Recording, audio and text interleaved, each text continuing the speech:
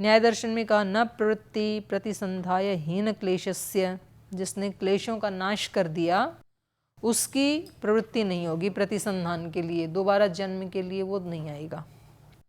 और यजुर्वेद ने भी कहा तमेव विदित्वा अति मृत्युम एति, वो मृत्यु को लांघ जाएगा उसको जानने के बाद। तो ये मोक्ष पर्यंत छठे अध्याय में हमने इच्छा द्वेष ज्ञान आदि के बारे में अध्ययन किया और लौकिक वैदिक कर्मों के बारे में अध्ययन किया। तो इसमें ये प्रश्न भी बन सकते हैं कि भाई प्रशस्त आचार्य के अनुसार प्रयत्न का निरूपण करो, या इच्छा का, या द्वेष का, या धर्म का। तो सरल सरल हैं ये भाष्य, इसलिए भाष्य को भी याद कर लेना। और दूसरा प्रश्न बनता है यहाँ पर लौकिक और वैदिक कर्म कौन कौन से बताए हैं दोनों अध्यायों में। छठे अध्याय के प्रथम आह्निक में और पांचवें अध्याय में लौकिक कर्म बताए थे। लौकिक कर्म कौन से हैं? उत्क्षेपण, अवक्षेपण, आरोहण, जो भी 5 कर्म बताए हैं ना वो हैं। और फिर इसमें बताए थे वैदिक कर्म। ये भी एक बड़ा प्रश्न बनता है, तो इनको आप एक बार देख लेना। राग द्वेष, इसकी भी परिभाषा दी सूत्र ने भी। फिर कर्मों के 2 प्रकार बताए थे, भोजन के भी 2 प्रकार बताए थे, शुचि और अशुचि। तो भोजन भी 2 प्रकार का है, कर्म भी 2 प्रकार के हैं। फिर इसमें बताया था धर्म के बारे में। धर्म के बारे में प्रशस्त पाद आचार्य ने बताया था, तो इसको भी आप अच्छे से तैयार कर लेना। अभिसेचन, उपवास, ब्रह्मचर्य, गुरुकुलवास, वानप्रस्थ, यज्ञ, दान, परोक्षण, दिग नक्षत्र, मंत्र, काल नियमाश्च अदृष्टाय, अदृष्ट फल के लिए ये कर्म। तो ये 4 वर्णों का और 4 आश्रमों का विहित कर्म ये सूत्रकार ने भी बताए और उसके बाद भाष्यकार ने भी बताई, प्रशस्त आचार्य ने भी बताई। तो उसमें भी यही बताया था, ये जो 318 पृष्ठ पे है धर्म प्रकरणम। तो आपको सूत्र के अनुसार भी पूछा जा सकता है और भाष्य के अनुसार भी पूछा जा सकता है। तो भाष्य में भी बिल्कुल सरल है, इसमें भी ब्राह्मण क्षत्रिय वैश्य शूद्र 4 वर्णों के भी धर्म बताए हैं। फिर कुछ तीनों के कॉमन कर्म बताए हैं, ब्राह्मण क्षत्रिय वैश्य के, इज्जा, अध्ययन, दान। और फिर 4 आश्रम वालों के, ब्रह्मचारी, गृहस्थ, वानप्रस्थ और सन्यास। धर्म अधर्म वाले प्रकरण को अच्छे से तैयार कर लेना, तो इसी में हो जाएगा आपका। आगे चलिए अब 7वां अध्याय। तो अभी 5वें अध्याय में हमने जो अपने लौकिक कर्म हैं उनके बारे में पढ़ा। फिर 6ठे अध्याय में वैदिक कर्म, कर्मों का स्वरूप, शुचि अशुचि, फिर भोजन के बारे में पढ़ा। फिर धर्म अधर्म के बारे में पढ़ा। फिर इच्छा द्वेष प्रयत्न, इनके बारे में पढ़ा। और लास्ट में मोक्ष के बारे में, अपवर्ग के बारे में पढ़ा। तो ये सारा आध्यात्मिक था। अब 7वें अध्याय में, पिछले अध्यायों में द्रव्य और कर्म की परीक्षा करके 6 पदार्थ थे ना अपने पास। तो द्रव्य, गुण, कर्म, गुण यद्यपि बीच में आना चाहिए था लेकिन उसको क्रम वाइज ना लेकर के द्रव्य और कर्म के बारे में बता दिया। 4 अध्याय तक द्रव्य के बारे में बता दिया, 5वें में कर्म के बारे में बता दिया। अब गुणों की परीक्षा करना चाहते हैं, तो गुणों के कहे हुए लक्षण और उद्देश्य का स्मरण कराने के लिए सूत्रकार कह रहे हैं उक्ता गुणाः, गुणों का हमने निरूपण कर दिया है। तो ये उद्देश्य में ही कर दिया था ना, प्रथम पाद में ही। गुण कितने बताए थे? 24 गुण बताए थे। तो कौन कौन से हैं 24 गुण? रूप रस गंध स्पर्शा संख्या परिमाणानि पृथक्त्व संयोग विभागौ परत्वा परत्वे बुद्धय सुख दुखे इच्छा द्वेषौ प्रयत्नाश्च गुणाः, ये बता दिए थे। वहाँ पर 24 गुण बताए थे। तो इसलिए यहाँ पर इन्होंने कहा एक और भी बताए थे ना, 16 नंबर सूत्र में ये लक्षण बताया था गुण का। द्रव्याश्रयी अगुणवान संयोग विभागेषु अकारणम अनपेक्ष इति गुण लक्षणम, ये गुण का लक्षण है। तो गुण कितने हैं ये भी बता दिया था और गुण का लक्षण भी बता दिया था। तो इसलिए कह रहे हैं उक्ता गुणाः, गुण हमने कह दिए हैं। अब क्या करेंगे आगे, इनकी परीक्षा करेंगे। सूत्रकार प्रथम रूप आदि 4 गुणों की अनित्यता दिखाते हैं। जो 24 थे ना, तो उनमें जो शुरू के 4 गुण हैं, रूप रस गंध स्पर्श, यहाँ पर शब्द को क्यों नहीं लिया है? आकाश कहे तो इनके साथ क्यों नहीं लिया? गुण तो है ना, क्योंकि वो द्रव्य में सम्मिलित नहीं है। वो जो शब्द है वही आकाश तत्व है। आकाश तत्व है वही शब्द। नहीं क्या है? आकाश तत्व तो श्रोत्रेंद्रिय है, आकाश का गुण है शब्द।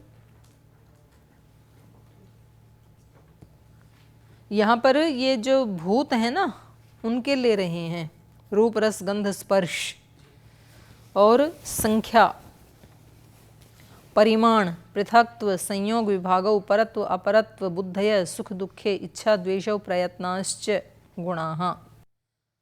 तो चलो देखेंगे इसका। अब यहाँ आ जाओ। तो शुरू के जो हैं पृथ्वी आदि के जो शुरू के 4 हैं, रूप रस गंध स्पर्श, ये गुण कैसे हैं? द्रव्य अनित्यत्वात् अनित्याश्च। ये यदि अनित्य द्रव्य में रहें तो अनित्य होते हैं। तो अर्थापत्ति से क्या निकला? नित्य में रहें तो ये नित्य रहते हैं। कौन कौन से? 4, रूप रस गंध स्पर्श, ये 4 गुण ऐसे हैं। अनित्य द्रव्य में होंगे तो गुण भी अनित्य होंगे, नित्य द्रव्य में होंगे तो नित्य द्रव्य। तो सूत्र के आदि शब्द से जल तेज वायु तीनों द्रव्यों का ग्रहण होता है। ये पृथ्वी आदि 4 द्रव्य परमाणु रूप में नित्य हैं और द्व्यणुक से महाभूत पर्यंत अनित्य होते हैं। नित्य द्रव्य में रहेंगे तो ये गुण नित्य होंगे। तो नित्य द्रव्य कौन से हैं? इनका जो परमाणु रूप है। जैसे पृथ्वी का परमाणु रूप नित्य है, जल का परमाणु रूप नित्य है, ऐसे ही अग्नि का परमाणु रूप नित्य है, और कौन सा बच गया? स्पर्श, वायु का परमाणु रूप नित्य है। तो जब ये उन नित्य परमाणुओं में रहेंगे तो ये भी नित्य होते हैं, ये गुण भी। और जब ये अनित्य में रहेंगे, जैसे पार्थिव किसी पदार्थ में रूप है, जैसे इस पुस्तक में रूप है पार्थिव, तो ये रूप कैसा है? अनित्य। जैसे शरीर में एक रूप है, तो ये रूप कैसा है? अनित्य। शरीर का नाश होगा तो रूप का भी नाश हो जाएगा। घट में जो रूप है वो अनित्य, घट के नाश के साथ रूप का भी नाश हो जाएगा। इसमें जो रस है, गंध है, स्पर्श है, 4 गुण है ना घट में, लेकिन ये इस अनित्य द्रव्य में है, घट में है। तो ये 4 अनित्य हैं। जैसे ही घट नष्ट होगा, इसका रूप भी नष्ट हो जाएगा, इसका रस भी, थोड़ा तो रस है ना इसमें, और इसका गंध भी, और इसका स्पर्श भी। लेकिन यही 4 गुण जब इस घट के परमाणु रूप मिट्टी में होंगे, पार्थिव है ये, तो पृथ्वी का जो सबसे सूक्ष्म इकाई है उसमें होंगे, तो उसमें ये 4 नित्य होंगे, उसमें नष्ट नहीं होंगे। बस ये कह रहे हैं। रूप नहीं, पृथ्वी मतलब पृथ्वी परमाणुओं की पृथ्वी द्रव्य, जिस धरती पे आप रहते हो पृथ्वी को, तो वो तो आप रोज देख ही रहे हो। वही रूप है इसका जो आप देखते हो। कहीं काली है, कहीं लाल है, कहीं थोड़ी मटमैली है, वही इसका रूप है। ठीक है, वही रूप है। हाँ, अनित्य है बिल्कुल।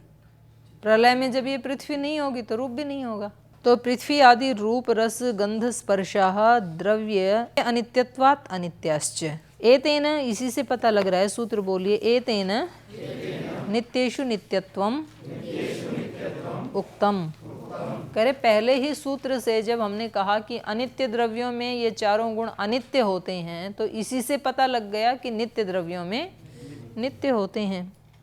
अब सूत्रकार यह बताते हैं कि किन नित्य द्रव्यों में रूपादि गुण नित्य होते हैं, वो बता रहे हैं। सूत्र बोलिए। अपसु तेजसी वायौ च नित्या द्रव्य नित्यत्वात्। जल तेज और वायु में, वायौ च नित्या द्रव्य नित्यत्वात्, इनके जो परमाणु हैं, जो इनका नित्य रूप है जल तेज वायु का, उनमें ये 4 गुण भी नित्य होते हैं। जल आदि के परमाणु नित्य हैं, अतः इनमें समवेत रूप आदि गुण भी नित्य होते हैं। इस सूत्र में पृथ्वी द्रव्य का निर्देश नहीं किया, ध्यान दिया आपने? पृथ्वी अपसु तेजसी वायु ऐसे नहीं कहा, 3 किया, अपसु तेजसी वायु च। तो रूप तो वास्तव में तो मूल रूप गुण तो पृथ्वी का ही है, और उसका यहाँ पर इन्होंने जिक्र नहीं किया। तो क्यों नहीं किया? तो ये कह रहे हैं कि क्योंकि पाकज गुण के कारण उसमें वो नित्य नहीं रहता, रूप उसमें परिवर्तन आ जाता है। अग्नि के संयोग से उसको पाकज गुण कहते हैं। पाक माने अग्नि, तो अग्नि से जो जो भी उसमें परिवर्तन आते हैं, उसमें रूप में भी आएगा, रस में भी आएगा, गंध में भी आएगा, स्पर्श में भी आएगा, चारों में ही परिवर्तन आ जाता है। इसलिए पृथ्वी का नहीं कहा यहाँ पे। तो इस सूत्र में पृथ्वी द्रव्य का निर्देश नहीं किया, क्योंकि उसके गुणों की विशेष चर्चा सूत्रकार ने 6ठे सूत्र में की है। तो वो यार है पाकजा वाला। अब सूत्रकार विशेष रूप से जल आदि 3 अनित्य द्रव्यों के रूप आदि गुणों के विषय में कहते हैं। तो उनके बारे में कह रहे हैं, अनित्येषु अनित्या द्रव्या नित्यत्वात्। कह रहे हैं ये जो जल आदि हैं ये अनित्य द्रव्यों में अनित्या, जब अनित्य द्रव्यों में होंगे तो अनित्य होते हैं ये। अवयवी जल, अवयवी जल माने पिंडीभूत जल, पिंडीभूत जल माने जो नदी आदि में होता है, घड़े में होता है, जो दिखता है। अवयवी जल आदि द्रव्यों में रूप आदि गुण तथा अन्य संख्या परिमाण आदि सब गुण अनित्य होते हैं, क्योंकि आश्रय द्रव्य की उत्पत्ति के अनंतर गुणों की उत्पत्ति तथा आश्रय के नाश से उनका नाश हो जाता है। यद्यपि द्वितीय सूत्र में इसी विषय को कह दिया है, परंतु वहाँ पृथ्वी सहित 4 द्रव्यों के विषय में कहा था, और यहाँ पृथ्वी रहित जल आदि केवल 3 द्रव्यों के विषय में कह रहे हैं, इसलिए दोबारा कह दिया। पृथ्वी के परमाणुओं में रूप आदि गुण नित्य क्यों नहीं होते, और गुणों के नित्यत्व प्रसंग में पृथ्वी को क्यों छोड़ दिया, इस शंका का समाधान करते हैं। कारण गुण पूर्वकाः पृथिव्यां पाकजाः। कारण गुण पूर्वका पृथिव्यां, कारण गुण पूर्वका पृथ्वी में कारण गुण पूर्वक पाकजाः, पाक से उनका रूपांतर हो जाता है, उसमें परिवर्तन हो जाता है। पृथिव्यां परमाणु रूप नित्य पृथ्वी में भी रूप आदि गुण नित्य नहीं, क्योंकि कार्य रूप पृथ्वी में पाकजा पाकज गुण अपने कारण के गुण से आए हुए होते हैं। जैसे अग्नि में उसको मिट्टी को रखते हैं ना, तो पहले तो उसका काला काला सा रंग रहता है घड़े का, फिर मिट्टी में अग्नि में डालते हैं तो थोड़ा लाल लाल हो जाता है। गंध में भी अंतर पड़ता है, कच्चे घड़े की गंध अलग होती है, अग्नि में पकने वाले के बाद अलग होती है। रस भी अलग होता है, कच्चे घड़े को चाट के देखो तो अलग टेस्ट आएगा पक्के वाले को जीभ से चाटो तो अलग टेस्ट आएगा ठीक रे खाते थे ना पहले, तो अभी भी कुछ खाते हैं, कैल्शियम की कमी उसी से पूरी करते थे। हाँ, गोली थोड़ी ना होती है। तो रूप, रस, गंध और स्पर्श, कच्चे घड़े को स्पर्श करोगे तो थोड़ा गीला गीला ठंडा ठंडा है, और पक्के को करोगे तो अलग स्पर्श है, थोड़ा कठोर कठोर है वो। तो चारों ही परिवर्तित हो जाते हैं अग्नि के गुण से। हाँ, गंध भी होती है, क्योंकि पृथ्वी आदि अनित्यों के गुण अपने परमाणुओं के गुणों के अनुसार होते हैं, और पृथ्वी परमाणुओं के गुण अग्नि के संयोग विशेष से बदल जाते हैं, इनके नहीं बदलते हैं जल आदि के। तो बताओ लोकेंद्र जी, जल आदि का क्यों नहीं बदलता है? अग्नि के साथ जब जल के परमाणु का संयोग होता है तो बदलता है, नहीं बदलता है? रूप, रस, गंध, स्पर्श। पहले रूप की बात कर रहे हैं, पहले रूप बदलता है, नहीं बदलता है? हाँ, तो यही कह रहे हैं कि वहाँ चेंज नहीं होता है, वो वाष्प बन जाएगा, लेकिन वाष्प को ठंडा करते रूप वही रहेगा फिर। पर ये जो घड़े का रूप बदल गया ना, ये दोबारा कच्चा नहीं हो सकता है। तेज का रूप भी नहीं बदलता है, जैसे अग्नि का ही अग्नि से रूप नहीं बदलेगा, जैसे जल का रूप अग्नि से नहीं बदलेगा, तेज का रूप भी तेज से नहीं बदलेगा, वायु का रूप भी अग्नि से नहीं बदलेगा। तो इन तीनों में कोई चेंज नहीं आता है, कोई परिवर्तन नहीं होता है, केवल पार्थिव पदार्थों में, द्रव्यों में, पृथ्वी परमाणु में परिवर्तन आता है। बारिश आने से पहले दीदी पानी का स्वाद बदल जाता है अपने आप ही, ऑटोमेटिक वो पीने से ही पता चलेगा कि 1-2 दिन में बारिश आने वाली नहीं नहीं, वो पानी का टेस्ट नहीं बदला है, आपकी जिह्वा का टेस्ट बदल गया है। पानी का अपना स्वाद वही रहता है, बुखार के बाद कुछ टेस्ट कड़वा लगता है, खीर खाना भी तो वो मतलब अंदर के हमारे कुछ ऐसे रासायनिक परिवर्तन होते हैं, उनके अनुसार लगता है। बुखार में लगता नहीं है, रोटी भी कड़वी कड़वी लगती है। ये इसमें थोड़ा विशेष लिख रहे हैं आचार्य जी, पढ़ लेते हैं। पृथ्वी से भिन्न जल अग्नि वायु के परमाणुओं के रूप आदि गुण तो नित्य होते हैं, परंतु परमाणु रूप पृथ्वी में ये गुण नित्य समान अवस्था में रहने वाले नहीं होते, अपितु अग्नि के संयोग से पूर्व रूप को छोड़कर के उससे भिन्न स्वरूप को प्राप्त हो जाते हैं। ये पृथ्वी के कण अग्नि के संयोग से पकते हैं। पृथ्वी के कण माने पृथ्वी के परमाणु।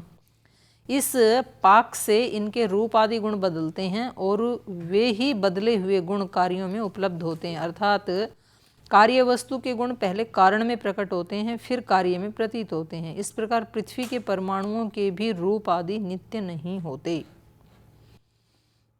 परमाणु में भी चेंज हो जाता है, ये कह रहे हैं। जैसे अग्नि में पकाने पर मिट्टी के घड़े आदि बर्तनों का रूप अर्थात रंग ये लाल हो जाता है, लय कर लेना, गय हो रखा है। अब यदि पके हुए घड़े को तोड़ें तो उसके अंदर के छोटे छोटे अणु भी लाल ही निकलते हैं। केवल भार से लाल हुआ ऐसा नहीं, सारे ही परमाणु लाल हो गए। इससे स्पष्ट है कि ये नया रूप अणुओं तक बदल गया, केवल ऊपर का नहीं बदला। इससे सिद्ध होता है कि पृथ्वी के परमाणुओं के रूप आदि भी तेज के संयोग से बदल जाते हैं, अतः वे अनित्य होते हैं।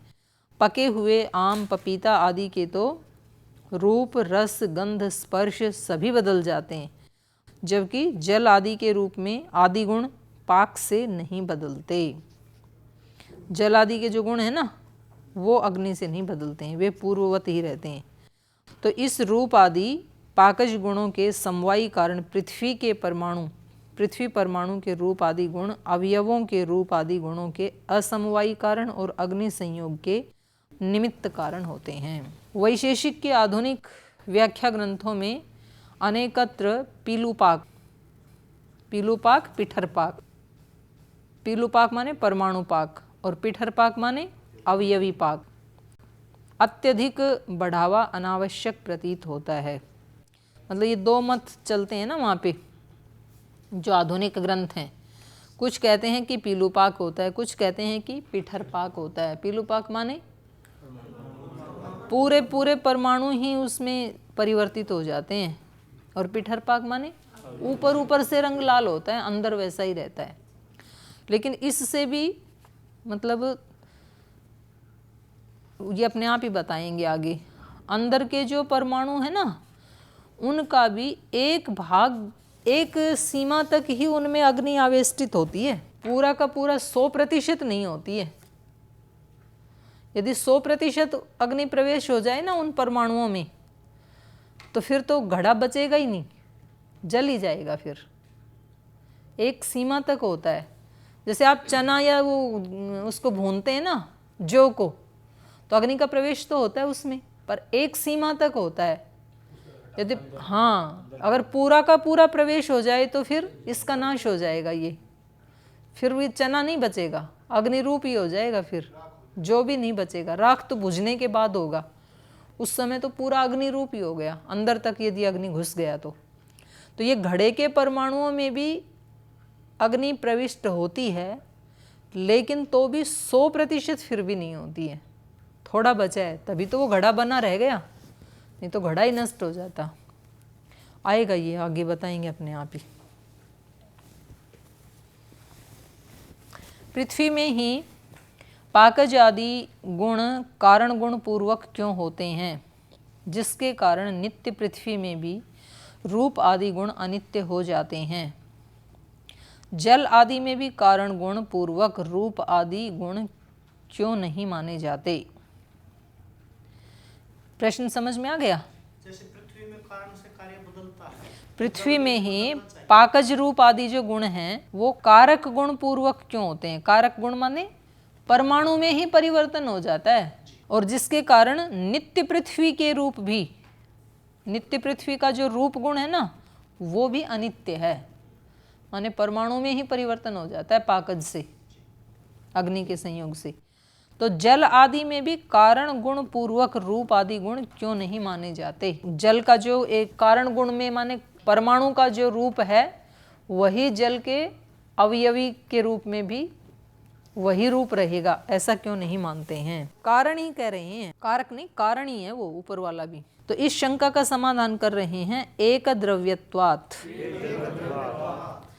एक द्रव्य होने से माने पाकज गुणों के एक द्रव्य माने पृथ्वी में ही आश्रित होने के कारण जो पाकज गुण है वो केवल एक पृथ्वी के जो परमाणु हैं उन्हीं में आश्रित हैं, केवल उन्हीं का रूप परिवर्तित करेंगे जो पाकज गुण हैं, बाकी तीन का नहीं करेंगे। पाकज गुण केवल एक द्रव्य अर्थात पृथ्वी में ही होते हैं, अर्थात केवल पृथ्वी में ही अग्नि के विशेष संयोग से विभिन्न पाकज गुण उत्पन्न होते हैं। जल आदि के कारण गुणों से भिन्न नित्य पृथ्वी के समान पाकज गुण उत्पन्न नहीं होते, इनमें नहीं होते, बाकी तीन में। क्योंकि पाक माने दहन कर्म, दहन कर्म में अग्नि का ईंधन होने से पृथ्वी और उसके विकार ही लक्षित होते हैं। अग्नि से न तो जल दग्ध होता है, समझ गए इस बात को? कैसे समझे? दग्ध तो हो जाता है, गरम गरम तवे के ऊपर पानी के छींटे डालो तो पानी जल नहीं जाता है क्या?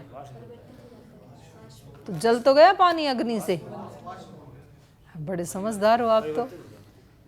उसका नाश नहीं हुआ, परिवर्तन हो गया। तो यही कह रहे हैं ये, अग्नि से न तो जल दग्ध होता है बल्कि क्या होता है, भाप बनकर ऊपर उड़ जाता है। यदि नष्ट हो जाता तो भाप कौन बनता? जो भाप बना है ये उसमें परिवर्तन आ गया, वो नष्ट नहीं हुआ, अदर्शन हो जाता है उसका। नश अदर्शने, नाश का मतलब है न दिखना, अदर्शन होना। न अग्नि से अग्नि जलती है, ये तो ठीक है, अग्नि में अग्नि और डाल दो तो और बढ़ेगी, वो उसको जलाएगी नहीं। न वायुदग्ध होती है, वायुदग्ध नहीं होती अग्नि से, गर्म तो हो जाती है, हैं? लू चलती है ना, तो नष्ट हो गई ना। वायु नष्ट कहाँ हुई? वायु यदि नष्ट हो जाती तो गर्म कौन होता? गुणांतर तो आ गया उसमें, लेकिन नष्ट नहीं होती है। लेकिन पृथ्वी की चीज अग्नि में डालो, रुई डालो, तो वो नष्ट होती है कि नहीं? पता ही नहीं चलेगा कि रुई इसमें डाली थी। तिनका डालो, उसमें लकड़ी डालो, तो पता ही नहीं चलेगा कि लकड़ी डाली थी। उनको जला देती है, बाकी तीन को अग्नि नहीं जलाती है। इसलिए पाकज गुणों का एक पृथ्वी द्रव्य ही आश्रय होने से केवल उसी में विभिन्न पाकज गुण उत्पन्न होते हैं, जल आदि में नहीं। अब पाकज प्रकरण ये इनका बता रहे हैं अब भाष्यकार का।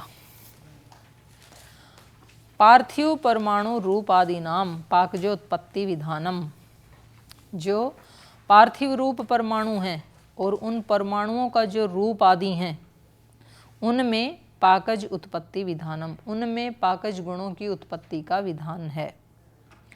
उदाहरण दे रहे हैं, घटादेहे आम द्रव्यस्य अग्निना संबद्धस्य अग्नि अभिघातात् नोदनात् वा तदा आरंभकेषु अणुषु कर्माणि उत्पद्यन्ते। घटादे आम द्रव्यस्य, आम माने कच्चा, घट आदि जो कच्चे द्रव्य हैं उनका अग्निना संबद्धस्य, जिनका अग्नि के साथ संबंध हो गया है, उनका अग्न्याभिघातात्, अग्नि का अभिघात होने से, अग्नि का अभिघात होने से, और नोदनाद्वा, और नोदन नामक संस्कार से, नोदन नामक संयोग से, तद आरंभकेषु अणुषु कर्माणि उत्पद्यन्ते, उसके जो आरंभक अणु थे, आरंभक अणु माने घटादि की उत्पत्ति करने में जो कारण द्रव्य थे मिट्टी के, उनमें क्या होता है, कर्माणि उत्पद्यन्ते, उनमें कर्म उत्पन्न हो जाता है। कच्चा घड़ा था, उसको अग्नि का संयोग दे दिया, तो अग्नि का संयोग जो है वो उस घट जिन परमाणुओं से बना है ना, उन परमाणुओं के साथ अग्नि का संयोग होता है, न कि ऊपर ऊपर। तेभ्यो विभागः, और फिर वो जो क्रिया हुई उससे उन परमाणुओं का क्या होता है, विभाग होता है। उनकी अपनी एक व्यूह रचना थी ना कच्चे वालों की, जैसे ही अग्नि का संयोग हुआ तो वो वाला व्यूहन टूटता है, वो परमाणु बिखरते हैं फिर। तेभ्यो विभाग है, विभागेभ्य संयोग विनाश है, और जैसे ही उनका विभाग हुआ तो जो उनका पहले वाला संयोग था उसका नाश होता है, पहली व्यूह रचना का। संयोग विनाशेभ्य कार्य द्रव्यम विनश्यति, और संयोग का विभाग होने से वो जो कच्चा कार्य द्रव्य था उसका नाश होता है, उसकी व्यूह रचना नष्ट हो जाती है। तस्मिन् विनष्टे स्वतंत्रेषु परमाणुषु अग्नि संयोगात् औष्ण्यापेक्षात् अपेक्षात् श्यामादीनाम विनाश, श को छः हो रहा है ना, श्यामादीनाम विनाश। तस्मिन् विनष्टे, वो जो उसकी व्यूह रचना नष्ट हो गई, घड़ा नष्ट हो गया, तो स्वतंत्रेषु परमाणुषु, अब ये परमाणु क्या हो गए, स्वतंत्र हो गए, जो परस्पर जुड़े हुए थे उससे मुक्ति हो गई इनको। तो स्वतंत्र परमाणुओं में अग्नि संयोगात, अग्नि का संयोग होने से, औष्ण्यापेक्षात, अग्नि की अपेक्षा से, उष्णता की अपेक्षा से, श्यामादि नाम विनाश है।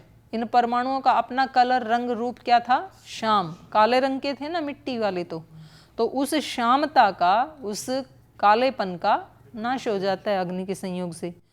पुनः अन्यस्मात् अग्नि संयोगात औष्णापेक्षात पाकजा जायन्ते, और उसका नाश होकर के फिर अन्यस्मात्, अन्यस्मात् माने अग्नि संयोगात, अग्नि के संयोग से, और औष्ण्यापेक्षात, उष्णता की अपेक्षा से, पाकजा जायन्ते, पाकज गुण उत्पन्न हो जाते हैं।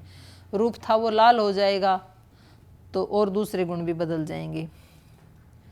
तदनंतरम भोगानाम अदृष्ट अपेक्षात आत्मगुण संयोगात उत्पन्न पाकजेषु अणुषु कर्मोत्पत्तौ तेषां परस्पर संयोगात द्व्यणुकादि क्रमेण कार्यद्रव्यम उत्पद्यते।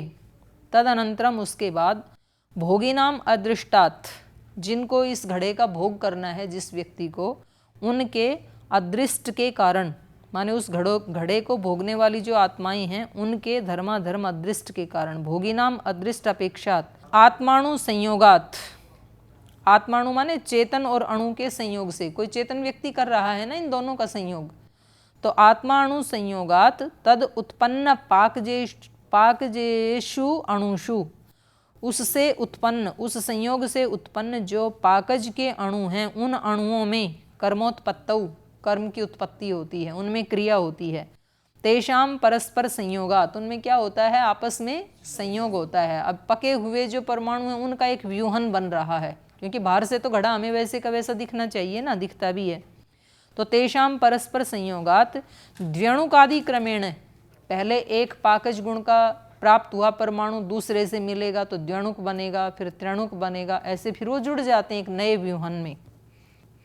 तो द्व्यणुक आदि क्रमेण कार्यद्रव्यम उत्पद्यते, वो कार्यद्रव्य उत्पन्न हो जाता है।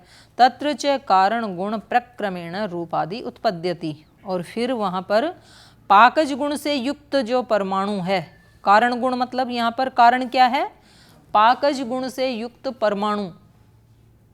पहला परमाणु कैसा था, पाकज गुण से रहित परमाणु था। ये परमाणु कैसा है, पाकज गुण से युक्त परमाणु। तो पाकज गुण से युक्त परमाणु के क्रम से इस घड़े में अब रूप आदि की उत्पत्ति हो जाती है। न च कार्य द्रव्य एवं रूपादि उत्पत्ति विनाशो वा संभवती, ये जो रूप आदि की उत्पत्ति और जो पहले वाले का विनाश है, ये केवल कार्य द्रव्य में ही संभव नहीं है। केवल ऊपर ऊपर से कार्य द्रव्य जो दिख रहा है घड़ा अवयवी, उसी में नहीं होती है, बल्कि सर्व अवयवेषु अंतर्बहिश्च वर्तमानस्य अग्निना व्याप्त्यभावात्, बल्कि इसका संयोग सब अवयवों में होता है, अंदर बाहर जितने भी परमाणु हैं ना, लेकिन उन सब में भी संयोग होने के बाद अग्निना व्याप्ति अभावात्, अग्नि उनमें पूर्ण व्याप्त नहीं हो जाती है, तो भी थोड़ा सा तो बच जाता है। यदि पूर्ण व्याप्त हो जाए तो फिर वो जल ही जाए, फिर तो नष्ट ही हो जाए। अणु प्रवेशादपि व्याप्ति न संभवती, अणु प्रवेश से भी व्याप्ति संभव नहीं है, क्योंकि वो अणु है ना, तो अणु है तो उसका अपना अस्तित्व है, तो वो तो बना ही रहेगा अणु, इतने अंश में तो अग्नि का प्रवेश नहीं ही होगा। कार्य द्रव्य विनाशाद इति, यदि इसमें अणु में भी प्रवेश हो तो फिर कार्य द्रव्य का विनाश हो जावे, लेकिन कार्य द्रव्य का विनाश नहीं होता है। इससे पता लगा कि अणु में संपूर्ण रूप से अग्नि की व्याप्ति नहीं होती है। तो इस प्रकार से पाकज गुणों में परिवर्तन होता है द्रव्यांतर की उत्पत्ति होने से। समय हो गया, यहीं पाठ को विराम देते हैं।